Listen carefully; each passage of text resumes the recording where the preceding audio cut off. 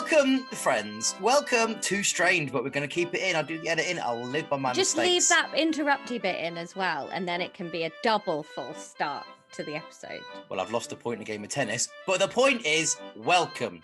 The interview is beginning. Welcome to National Treasures Interviews with me, Will Duggan, and you, Laura Lex.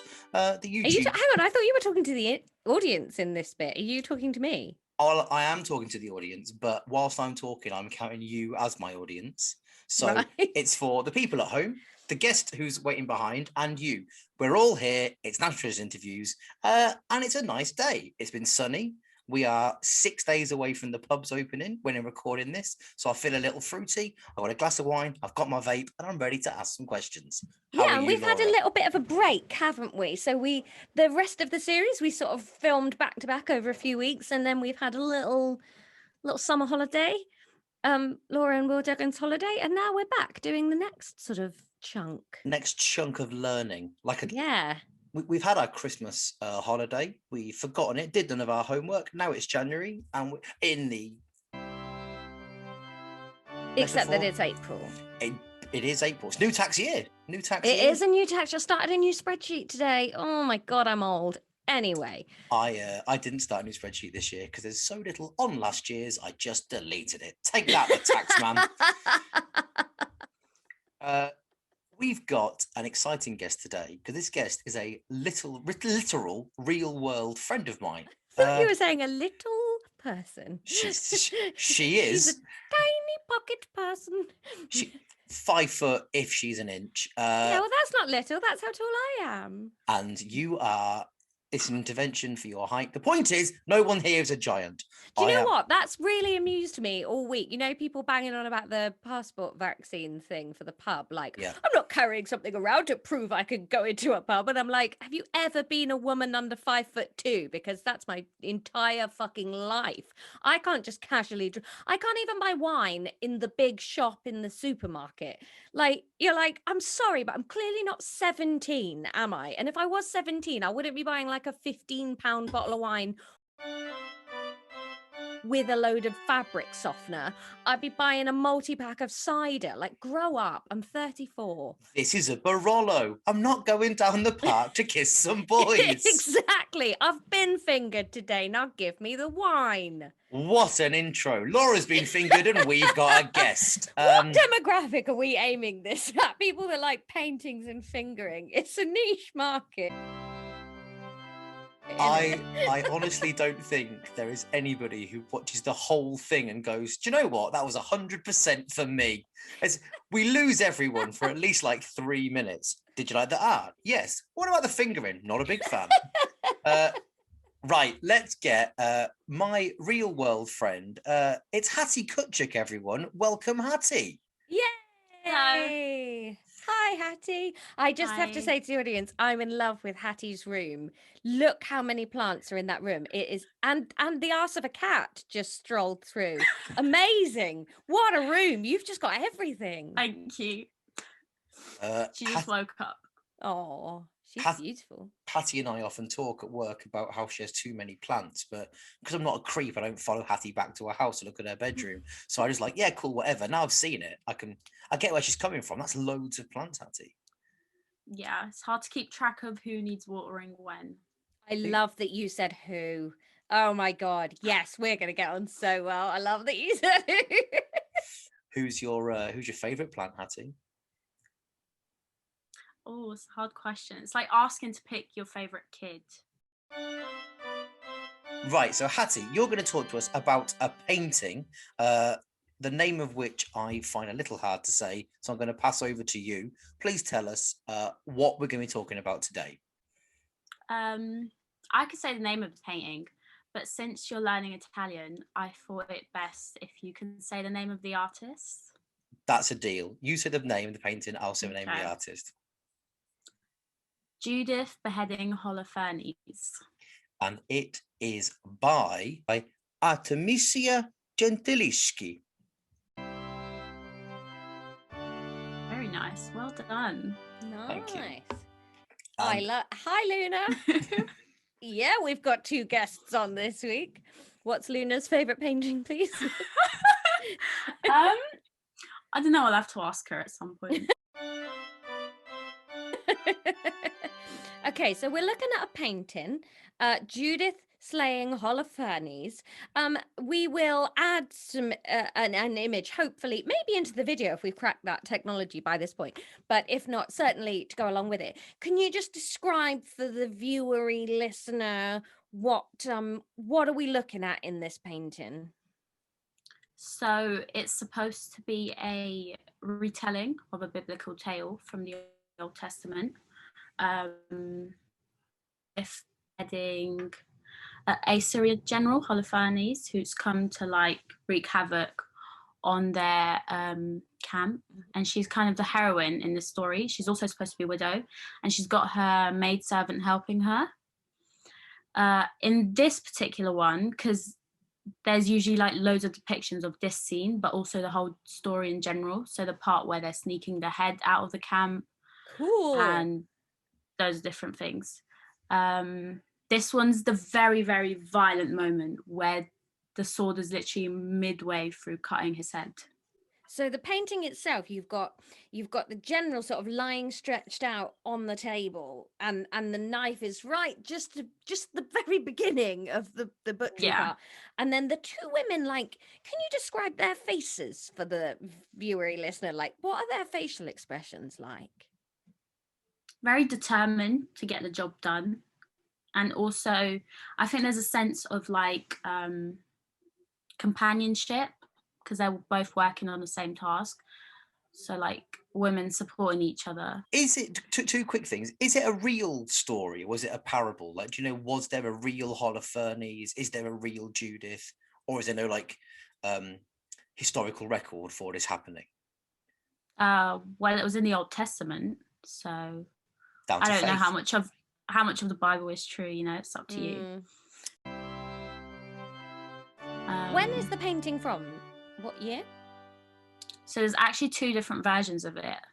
The earlier version was 10 years before 1611, and the later version is 1620, around 10 years after. Why are there two versions? Like both by the same Artemisia? She painted both of them? Yes. Yeah, I think it's just at different points of her career, because you can see the differences in like the skill level as well. Who's the other woman in the painting? Because it's Judith, Holofernes, but there's a third woman, another woman. Who's that? The maidservant is what she's called in the Bible. So she's just been roped in, like if, like in Downton Abbey, if that butler was like, "No, I'll hold his legs and you cut his dick off," or whatever. I don't watch Downton Abbey. You know, the artist, it was raped by a man. Yes. And it's supposed to be like representation of her getting revenge on her rapist, which we'll go into. But I did a bit of reading about it. And apparently her father, the artist, sued the rapist. Now, is that a normal thing that would have happened in the 17th century Italy? No justice other than some gold. Well, it's not actually gold. He was not sued in the modern sense, but just sort of taken to court and brought to the authorities. Because the rape, essentially, she was very young when it happened, and it obviously took her chastity and virginity. And her father was a very famous painter, so like high-class Italian. So he was obviously well known, and his daughter's just completely lost all her virtue and all her worth. So yeah, it was more kind of to get him to marry her. Oh shit! So did she have to marry her rapist? Well, she was kind of already prepared to do that, because she knows what will become of her otherwise if she didn't. Past is awful, isn't it? Yeah. So it wasn't for money. No. Okay. Right. Yeah. Because you you can sue for peace rather than just for money. It's in modern parlance. It's Oh, that is. So how did you come to know the painting? Because you're a history student, is that right? Graduate. Graduate, yeah. Sorry, yeah. Graduate, yeah. Nicely done. So did you come across like the story first, or the painting first, or the artist first? Like, how did you get to this point of loving it? The court documents. because Amazing. What a way to come to liking a painting. We were supposed to look at first-hand sources from Renaissance Italy as part of the module, and this was one of the ones that my tutor like put in a list, and he was going through them, and I was like, that sounds interesting. So I had a look at the documents and then saw the painting and then all this history behind it. Wow, that's so cool. So it was her rape trial that you first, interesting. Okay, because I was going to ask, like, that really interested me reading about it, that people, because of the subject matter of the painting, and like you say, they look really determined, they're really focused, there's some speculation that perhaps it's like a sort of slightly biographical painting of her taking revenge for what happened to her. How do you feel about that interpretation? I think you can argue towards that, especially in the second version of the painting, which she puts more like symbolic imagery in there to suggest that it's her. So for example, she's wearing this gold bracelet on one arm, which has a symbol of Diana or Artemis, the goddess of hunt. So she obviously knew the meaning of her name, making that subtle connection. I think you can sort of argue that, especially when you look at different artists who've painted this painting, where they present Judith as more like a dainty little girl who doesn't really want to take part in the violence. Right. Whereas in this, she's actively like severing the head, you know, that I feel like there is some emotion to it, but also you shouldn't be diminishing her entire like career as a painter to that moment. She has so many. Yeah, that's exactly, I mean, like, I knew nothing about it, so I was just reading it, but my instant like annoyed feminist like flag popped up of going, oh, fuck off. Like, Van Gogh didn't want to be a sunflower, and like everybody isn't always banging on about how he wished he was a starry night and stuff. Like, why would you assume that she's so emotional that she has to just paint herself? So that's interesting that like the second one. So at the time, would people have had this opinion of it? Like, is it possible that she painted the first one and then people had that speculation, and so then she painted the second version to be more biographical, or is that probably not? That could be a possibility, but I also think she just became more confident in her painting. Okay. Because when you look at the proportions and the difference between the two, the second one's a lot more accurate, and the colours are like a lot more matching, if that makes sense. Like they flow better together. Do you prefer, which one do you prefer? I think the second one. The one with the bracelet of Artemis, or Diana, the goddess of hunt. I've learned something from listening to Hattie. Right, Hattie, after that brilliant question, here's two stupid questions. Thanks very much. This is definitely just the way that I learned at school. For me, I think Renaissance, I think Michelangelo, Donatello, Sistine Chapel, Statue of David. I hadn't known there were any active female artists. Were there a lot, or was this woman like sort of the exception that proves the rule? Was it more of a meritocracy, men and women producing together? No, it wasn't a meritocracy, because she only got into painting because her father was a painter and he painted with lots of famous painters. So she was kind of an exception, but there was also a lot of other female painters. Their work just wasn't as popular, and it just didn't gain as much of that buzz and the talk. But also the way paintings were done was they were like commissioned in the modern sense of the word. So you had patrons who asked for these paintings, and their first like call wouldn't be to go to a female artist, you know, it would be don't trust him. Where is this painting? So the second version is, I think, displayed in Florence at the Uffizi, and the first version is in Naples, I believe. The Museo Capo di Monte. That's Duolingo Italian. No, that is Laura's notes that I've just read, and I have been roasted immediately. Is it, how big is it is it like a little Mona Lisa-y type one, or is it a big bad boy? I think it's a big bad boy. I've actually been to the gallery, but I haven't seen that one. Yeah, I don't actually remember seeing it. I've seen her other paintings. So she also painted the scene where Judith walks out with the head and the maidservant sort of looking behind her to see if anyone's seen them. That's exactly what it looks like. Yeah. But better shot it by the hair. So are they taking the head away to prove that they've killed him? I'm not too sure. I think it's kind of like a trophy in a way. Fair. Horrible. My turn to do a thank you video solo, because Will's hungover. Will's not hungover. We just screwed up the video, and I was like, hey, let's balance the universe, and I'll do one solo. So we got some thank yous. Thank you to new patrons. We have a thank you to Ben. Hello, Ben, and thank you to Neil. Hello, Neil, and thank you. And a double thank you, to Steph, firstly for becoming a patron, and then secondly for upping your subscription. Thank you so much. We love it when we get patrons. We love the club. Speaking of the club, the new thing we wanted to tell you about this week is that we have started a National Treasures Discord channel. So if you're enjoying these videos and you like this sort of cozy nerd world, it's just a nice little place where we have little chats about what's going on. So if you become a patron, you get access to that. You get Years and Years, the now weekly extra podcast. You get all sorts of things, mugs, travel cups. They're quite fun. They're nearly arriving. So yeah, totally up to you. I know money's tight. If Will was here, he'd yell at you. I'm not going to do that. But we hope you're enjoying these videos. We hope you're ready for series 2. We should be finding out the first date of recording tomorrow, which is very exciting. So there's lots of stuff that if you can't financially support us, we hope to be able to just provide you with for free. But if you love it and you want to get more, hey, the option's there. Anyway, back to the video. If you could commission a painting based on a book that isn't the Bible, what scene from a book would you get done all Renaissance painting-y by?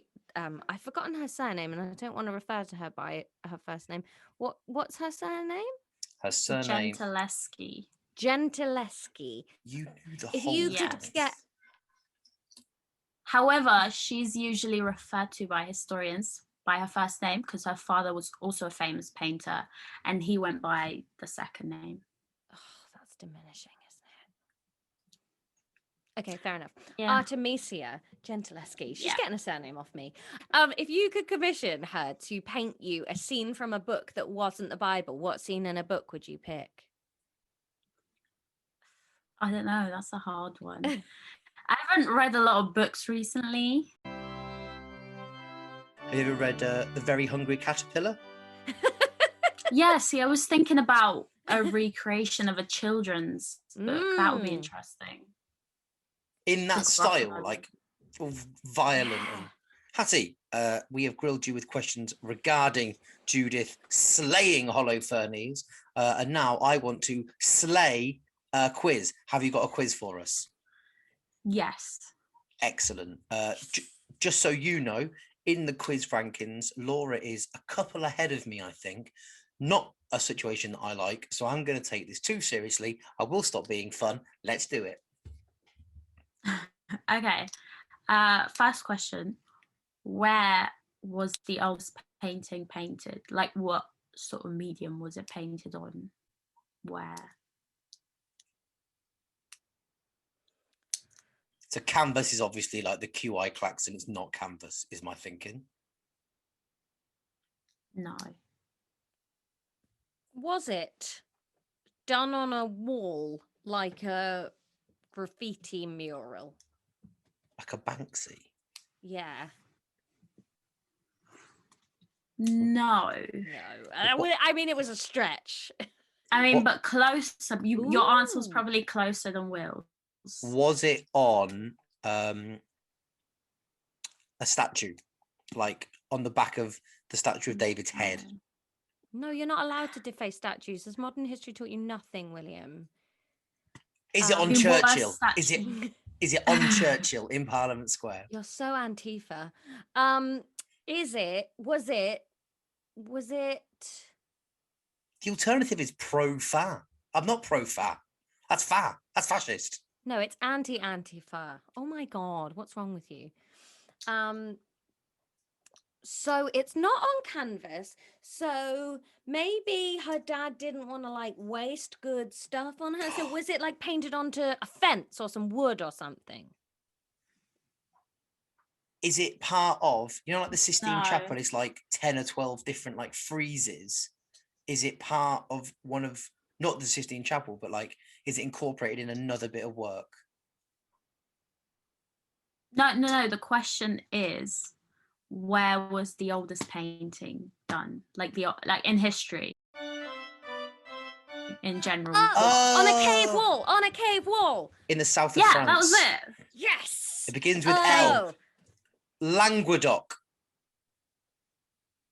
Oh, are you asking the cave? I don't know what cave. Languedoc in southern France. Oh, well, I'm giving you a point for knowing that. I think it was in Spain, actually. Question 2, please, Hattie. What's your favourite historical moment? And this is an opinion-based one. So... That has been captured in art or just in general? In general.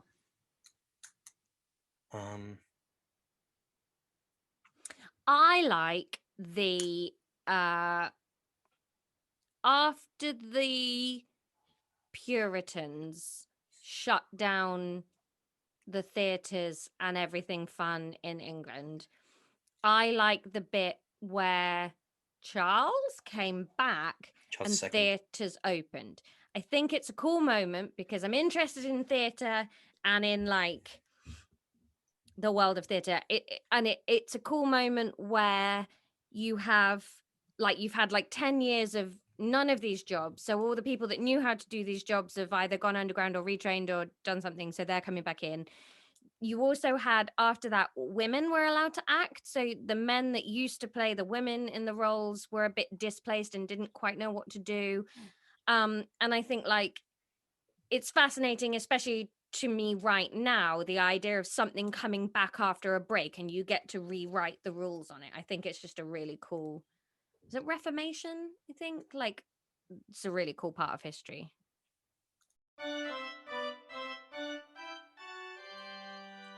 I like it when well, actually, we'll go back to our old friend, the Sistine Chapel. Michelangelo didn't like the Pope, who he'd had a go at him for what he'd done. So Michelangelo had drawn that guy with donkey's ears. He called him an ass forever. Oh. I also like it when they invented the car.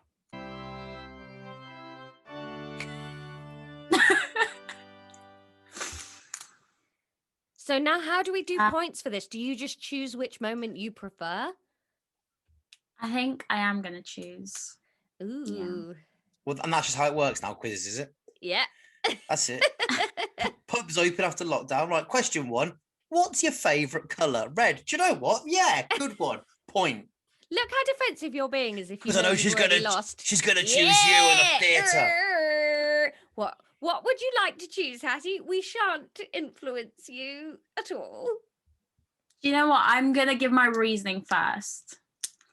Firstly, I liked how this person explained it and their reasoning behind it, but also it reminds me of the Horrible Histories episode where Charles comes back and there's a whole song. You guys might be too old for it, I don't know. I love Horrible Histories. Laura. Yeah. Definitely Laura's. Yeah. Question 3.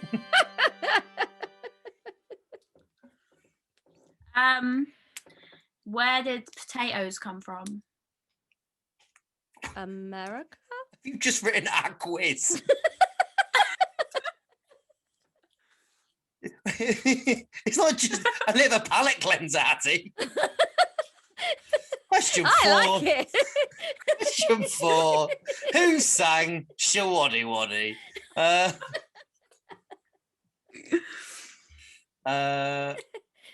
It's a history question. Sure, and why not?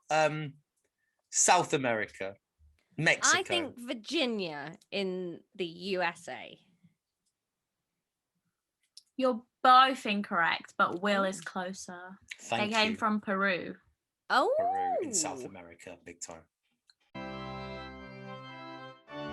all right. Thank you. Question 4. Duran Duran had 4 #1 hits in the 1980s. Is there a 4th question, Hattie? There is, but it's opinion based? Yes, I Brilliant. like these. I'm good at Brilliant. these. I've got great opinions. Okay. If you could do any job back then, what would it be and why? I have some questions. Are we talking when the painting was painted, so 1620s? And am I a woman / can I have a man's job even though I'm a woman now? You can have a man's job. Just Great. what job would you like? Okay. Right. Hattie, please put your agenda to the side because I've got the right answer. I want to hear it. Go on. I want to be the Pope because the Pope at the time was part of the Borgias. So there's none of this modern day pissing about popery. This is sex. Potpourri. Sex, poison rings, feasts, probably drugs. Pope, please. Pope will. I want to be corrupt, but Get away with it. ethical Pope. Pope, please. Interesting. You're Laura? like a coin, Laura. I'm trying to think. I'm trying to. Will knows this, but Hattie, obviously you don't. I'm not great at what was happening at each bit of history. I'm Maybe also. you'd like to be a Peruvian potato farmer. I'm just about to come into some money because the world's just about to discover my wares. What would I like to do? Everything's a bit rubbish, isn't it? Really. Jobs wise, back then, I guess I want to do something. I don't want to be cold. I don't like being cold, so I think I want to be somewhere warm. Will's probably picked the best job in the Mediterranean, but I think you'd be stressed being a pope. I don't think I'd want that level of pressure and just like people trying to kill me all the time. That sounds terrible. So I'd like to be quite low key, really. Low key? He was a god. If you think the pressure of being Pope bad enough, try and be a god. But not so low key that I'm just shut upon from a great height all the time. So I think I'd like to be a very handsome stable boy that works for a rich widow who half fancies me, half wishes I was her son.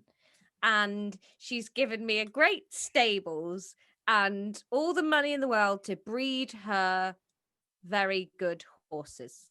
You want to be train them. You want to be Lady Chatterley's brother. Yeah. Or Poldark's wife. You fucking love Poldark! We've gone so long without you talking about sodding Poldark. Those are the 2 jobs that I would consider from the past. Let's see, which one of those 2 do you like? The brilliant one or Poldark's wife? Oh, the point goes to Laura.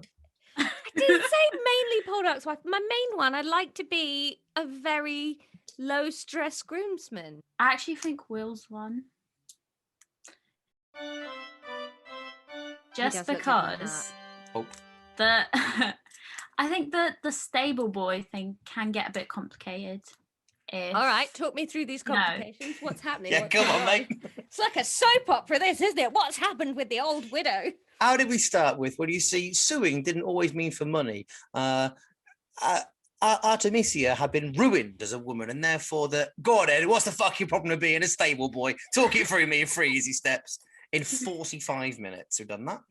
We're very good. We're good at what we do, Will. What we do is ruin things. So I think it would be complicated, right, if the widow had a crush on you and also wanted you to be her son. That just creates too many layers. Yeah, it's creepy as hell. But that's just like 101 basics if you're a Borgia. Yeah, exactly. No complication. Just get True. Lucretia to poison ring him, See you later. Mm. Right, the quiz is a draw, even though I think I've been shafted. Hattie, if people are not, let's say, fans of art, why should they like art? Why should they particularly like this painting? And if people don't know what the Renaissance paintings are like, where could people draw on examples? For example, the Mona Lisa? Just like those questions in that order, please. First one. Yeah. What was the first one? Why It's should a people... good question, Hattie. It's why not many interviewers just load 5 or 6 questions onto a person, then give an example, and then say and answer. Hattie, why should people be interested in art? Because I think it's a great form of expression. Great, easy. Where can people see some good examples of Renaissance art? What are some good examples of Renaissance art? Well, you Famous can find some ones. on the internet.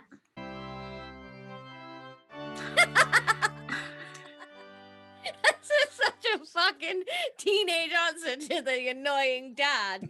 Fucking Google it, Will. Google the Renaissance, you prick. What are specifically some examples of nice Renaissance art? Hattie. I love this. Can we have Hattie on every week, please? Next week we'll do the Hoover Dam. Question 1. What's the capital of Romania?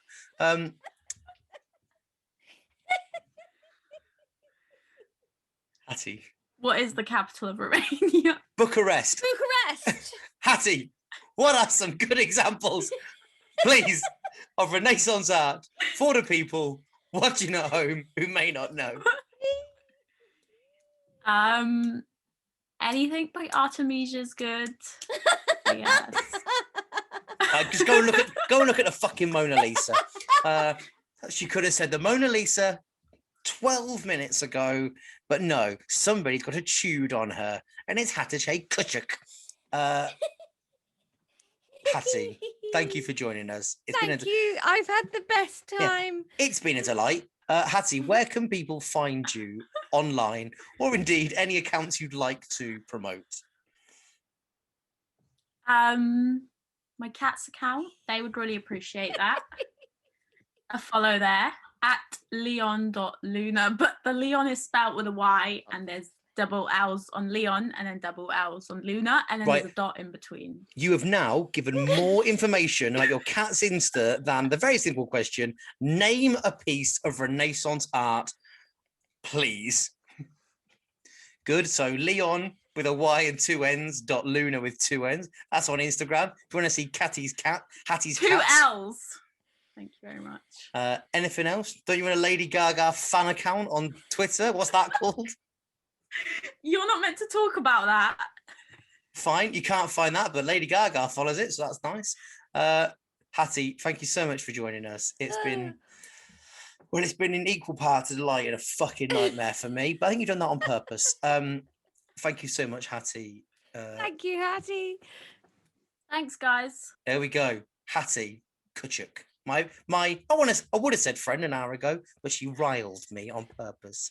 And if you'd like to continue the fun of winding Will up with a quiz, why not put your own general knowledge quiz questions underneath this video, and we'll see how many Will can answer. I'm good at capitals. I'm bad at sport. Thank you for watching. These are, as you can see, a lot of fun to make. This vein up here is having quite a lot of fun today. If you want to get in touch with us, we are at TreasuresPod on Twitter and Instagram. You can email us, nationaltreasurespodcast@gmail.com. And if you want to support us, we're going to buy some baby bio for Hattie's plants. Please go on to Patreon and drop us a few quid. It really does mean a lot to us. It helps us keep this cracking quality content. And that's patreon.com/National Treasures. Laura, anything to add? Nothing at all. You're a brilliant, beautiful boy. Bye.